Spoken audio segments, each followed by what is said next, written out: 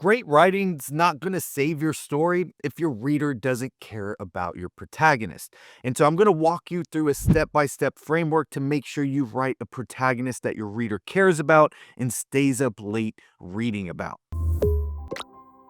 My name is Tim Grahl. I'm the author of 6 books. My most recent has been praised by New York Times and Wall Street Journal best-selling authors. My partner, Sean Coyne, has had a 30-year successful career in the publishing industry, and everything that I teach here on this channel is based on his experience and research. So if you're here to learn how to tell a story that keeps readers hooked, you're in the right place. Okay, so let's talk about your protagonist, because this is more than just having like a main character of your story. It's about having a character that responds to chaos, who actively engages with the world instead of just floating through it while things happen to them. So there's 3 core responsibilities that your protagonist has to have if they're going to be a strong protagonist that the reader cares about. The first is they have to fight for their autonomy. So your protagonist should be fighting to stay free, emotionally, physically, socially, whatever kind of freedom that they care about in your story. So if you look at somebody like Elizabeth Bennet in Pride and Prejudice, she's not trying to win a war or fight a villain, but she is resisting societal pressures to marry for status. She wants to choose love. And that resistance drives the whole story. So your protagonist has to be fighting for their own autonomy. Now, who are they fighting against? Well, that's number 2. They have to push back against antagonistic pressure. Now, I have a whole video about antagonism. It's linked down in the description. But the whole thing is that your protagonist has to be responding to antagonistic pressure. There's too many times where your protagonist is just not doing anything, or they are the one causing everything to happen. And that's not how it works. Your reader is going to empathize with the person that's responding to something coming into their life and messing up their life. So your antagonist has to put pressure on the protagonist, and this is what starts setting the rules, raising the stakes, and demanding that the protagonist comply with the antagonist. Well, your protagonist now has to push back. So think about Katniss Everdeen in The Hunger Games. When the Capitol demands that she play their game, which is kill Peeta or die, she refuses. She grabs those berries. That act of resistance changes everything. So the protagonist isn't just fighting for autonomy kind of randomly. They're fighting for autonomy against a antagonistic pressure for them to do what the antagonist wants. And then number 3, they have to be protecting their values. And this one's huge. So this goes so much more deeper than just what's happening in the external world. Every decision your protagonist makes should be rooted in something that they deeply care about. So if we look at Rachel from Crazy Rich Asians, she's protecting her values of her individuality while everything around her, especially the main force of antagonism, is trying to get her to conform to the culture and conform what is expected of her. So you have to ask yourself, is your protagonist resisting something, fighting for something, and protecting their core values? If not, that might be why your story feels a little bit flat. And so your protagonist has to be fighting for autonomy. They have to be fighting against the pressure of antagonism, and they have to be fighting for something that they care about. So let's talk about what those things that they care about are. And this is where the objects of desire come in. And there's 2 types that I want to talk about: the wants and the needs. So every protagonist wants something. It's what they're chasing. It's what they're trying to get. It's their external why. It's the thing that they want. It's the thing that if you pause the story and just ask the protagonist what they want, they consciously know. They would be able to tell you. These are the tangible goals that your character is chasing. So they're trying to win the contest, catch the killer, escape the burning building, find the treasure. In The Hobbit, Bilbo's external desire is simple. He wants to get through the adventure and get home. And we can root for him to do that. But great protagonists also have a second, deeper desire, and this is the internal one, and this is what they need. So they have what they want and then what they need. And just like in our personal lives, there's often things that we want, and then there's things that we actually need to deal with, right? These are the emotional or psychological needs. And sometimes a protagonist doesn't even know they exist. So it might be they have a need for belonging.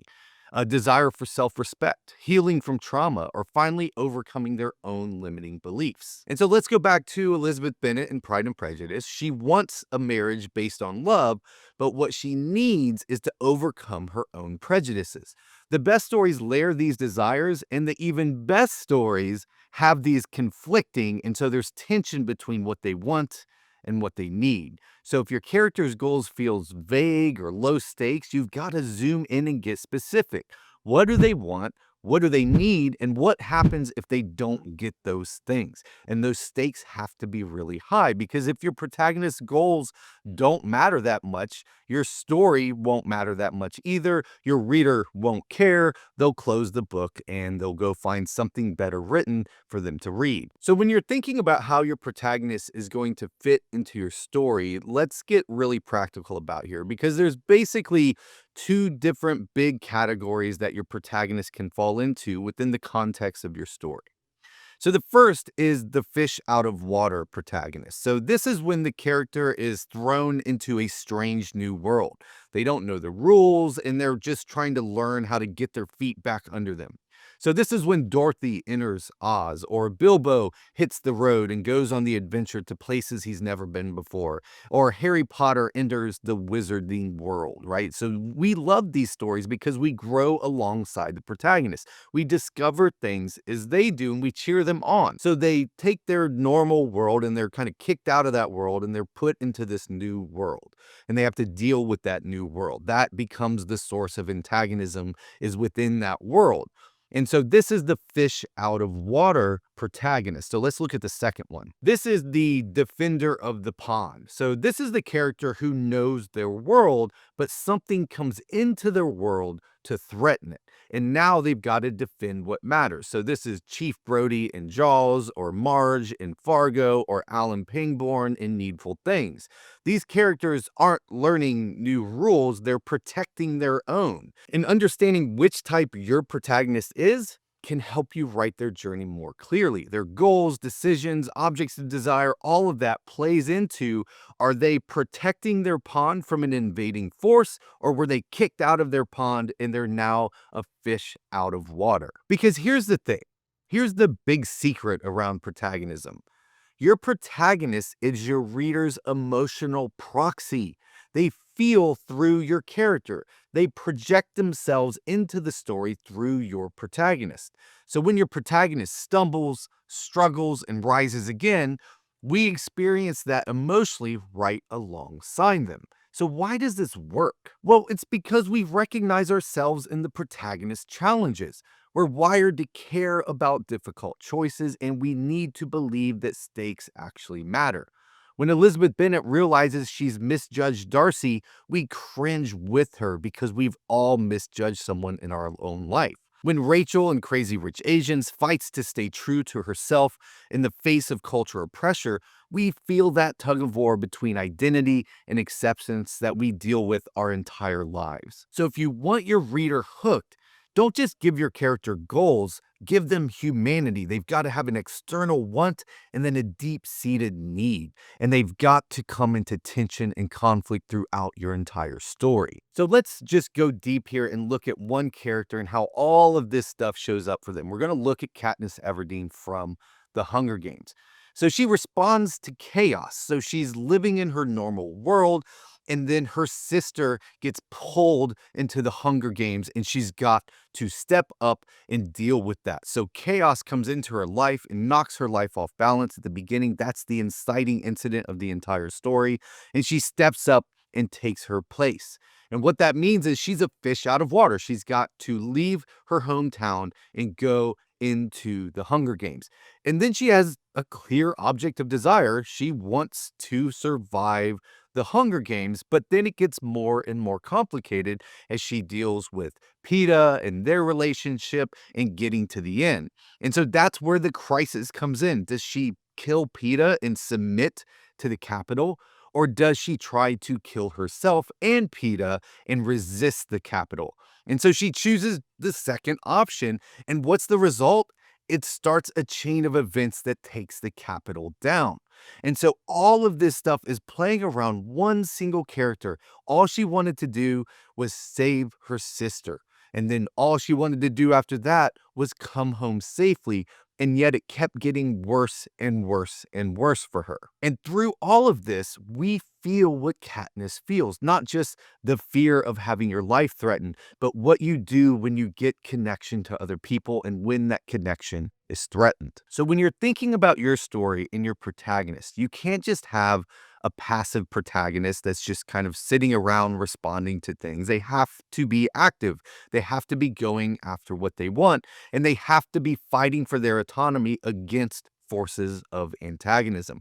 And they have to have clear desires that are consistent through the entire story. So both the desire of what they want, what they're trying to achieve externally, and also what they need internally. And through all of this, your protagonist has to be making hard choices. In every single scene, they have to have true conflict where they're making hard choices with high stakes that really matter to their objects of desire. And all of this is going to earn the reader's emotional investment and keep them turning pages because they care about the protagonist and they want to know what happens next. And fixing your protagonist doesn't just fix that character, it fixes the entire story, the plot, the pacing, even the theme. And so they all click into place when your protagonist steps up and does their job. So take a fresh look at your story. Is your protagonist actively responding to chaos? Are they resisting pressure, fighting for what matters, and ultimately making meaningful choices? Because that is what makes a story unforgettable and keeps your reader turning pages late into the night. Now, of course, you've got to figure out how to put the protagonist not just into your global story, but every single scene. And how do you make every single scene read so fast and so interesting to the reader that the reader keeps turning pages all the way to the end of the book?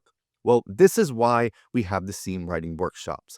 And this is a 6-week workshop where you're going to make more progress in your writing in 6 weeks than 6 years of trying to do it on your own. Why can I promise that? Well, it's because you're going to get expert feedback on your writing. So every week you're going to turn in a scene and you're going to get feedback from an expert story grid coach to tell you what you did right, what you did wrong, and how you can improve in the coming week. Along with that, we build a really great community where you can connect with other writers. We give live training every week and so much more. So go to storygrid.com/workshop to find out more. And finally, if you want the rubric that we use when we're giving feedback on scenes, I'm going to give you that for free. So we have a 13-point scene writing checklist that you can download right now at storygrid.com/checklist. And it's everything that needs to go in a working scene to keep those readers turning pages. So again, you can download that for free right now at storygrid.com/checklist. Now, if you want to take what you learned here and keep going, I have a really great video on antagonism. So that's on your screen right now. Click that to keep on watching. But either way, thanks so much for being a writer. Thanks for being a part of our community here at StoryGrid, and I'll see you next time.